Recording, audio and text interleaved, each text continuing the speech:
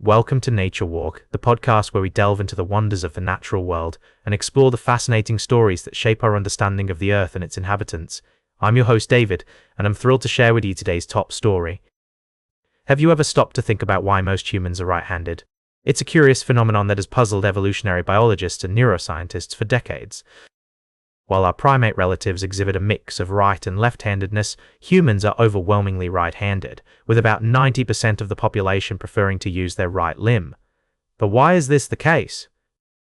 Researchers at the University of Oxford have made a groundbreaking discovery that may finally provide an answer to this question.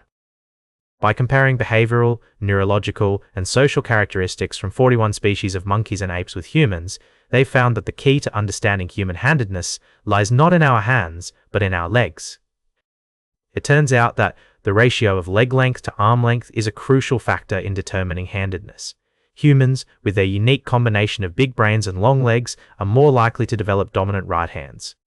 This correlation is so strong that it disappears entirely when brain size and leg length are taken into account. But what's even more fascinating is that this study has allowed researchers to estimate handedness preferences across extinct human ancestors. The results suggest that early hominin species like Ardipithecus and Australopithecus had only slight leanings towards right-hand dominance, similar to present-day great apes. However, as the Homo genus evolved, right-handedness became more pronounced, culminating in the overwhelming right-handedness we see in modern humans today. This discovery has significant implications for our understanding of human evolution and the development of behavioral asymmetries. It suggests that bipedalism and neural anatomical expansion were key drivers of uniquely human lateralization, and that these factors may have played a crucial role in shaping the course of human evolution. As we continue to explore the natural world, we're reminded that there's always more to discover, more to learn, and more to marvel at.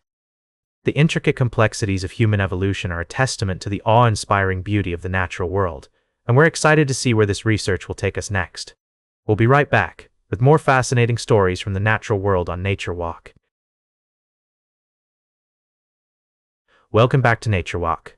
Today we're exploring some fascinating stories from the natural world, and I'm excited to share this next one with you. Imagine a place where humans and animals have lived together in harmony for thousands of years, where the boundaries between species are blurred, and where love and respect know no bounds. This is the story of the Barkindji people and their beloved dingoes, a tale that spans centuries and reveals the deep connections between humans, animals, and the land. In the heart of Australia, there's a region where the First Nations peoples have lived for at least 40,000 years. The oldest traces of human presence on the continent date back to 65,000 years ago. But dingoes, those iconic Australian wild dogs, are relative newcomers, arriving on the shores between 500 and 5,000 years ago. Despite their relatively recent arrival, dingoes quickly became an integral part of the ecosystem and the lives of the people. The story I want to share with you today is about a remarkable discovery made by archaeologists working with the Barkindji community. They uncovered an ancient dingo burial site, where a small, elderly dingo had been laid to rest with great care and respect. The site was dated to around 916 and 963 years ago, and what's astonishing is that the dingo's burial mound was built with freshwater mussel shells, which were added to over the centuries as part of a feeding ritual.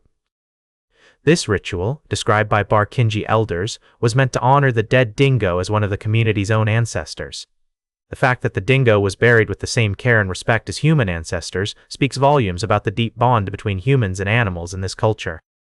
As anthropologist Deborah Bird Rose wrote, these creatures were the first non-humans who answered back, came when called, helped in the hunt, slept with people, and learned to understand some of the vocabulary of human languages. The excavation of the dingo's skeleton was a collaborative effort between archaeologists and Barkindji representatives, who worked together to learn more about the region's history and combine traditional knowledge with modern scientific techniques. Before the excavation, a smoking ceremony was performed over the grave, which involved passing smoke over the grave and the bones as a form of spiritual cleansing. The story of this ancient dingo burial site is not just a fascinating glimpse into the past, it also highlights the importance of respecting and honoring the relationships between humans, animals, and the land. As we continue to navigate our place in the natural world, we can learn from the example set by the Barkindji people and their deep connection with the environment. The dingo's skeleton has since been reburied on Barkindji land, a process known as return to country in Australia. This research reinforces what the Barkindji people have always known, that their relationships with animals, ancestors, and the land were deep, deliberate, and ongoing. Welcome back to Nature Walk. I'm your host, David. As we conclude our journey today, let's travel to Mexico City, where a unique transformation is underway. The city is being painted purple, and at the heart of this colorful change is the axolotl, an endangered species native to Mexico.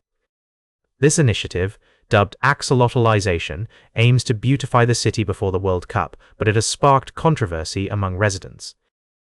The mayor, Clara Brugada, launched this purplifying initiative, painting pedestrian overpasses, building facades, walls, bridges, banisters, and footpaths in various shades of lilac, lavender, and plum. While some see it as a vibrant way to fill the city's gray spaces with color, others criticize the use of limited state resources for what they consider an aesthetic matter, especially when the city faces more pressing issues like potholes, crooked pavements, and flooding streets. Experts in public policy and sustainable urbanization question the prioritization of this project over essential infrastructure needs. Moreover, the sudden transformation without citizen input has been met with discontent. The irony isn't lost on many, that while the city is being painted to celebrate the axolotl, the real axolotl is on the brink of extinction due to habitat loss and pollution. The debate has spilled over onto social media, with some calling for investment in preserving this endangered species rather than just its image.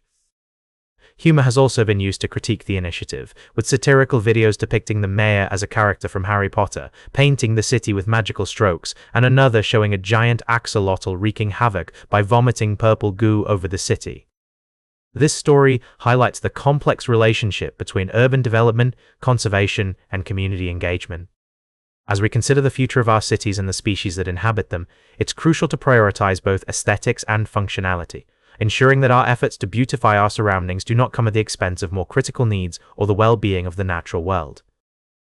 That's all for today's Nature Walk. Remember to like, share, and subscribe, and until next time, keep exploring your natural world.